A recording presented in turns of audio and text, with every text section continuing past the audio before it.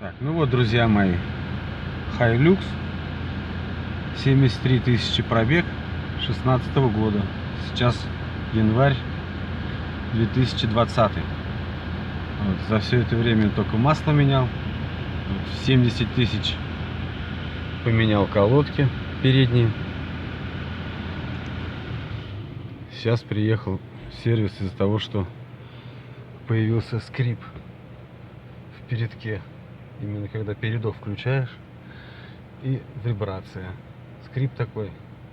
Колесо делает один оборот, так, а скрип получается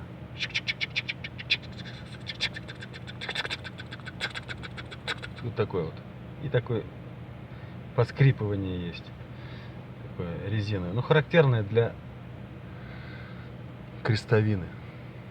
Вот сейчас подняли. И действительно, обеим крестовинам пришел капец. Вот, менять надо.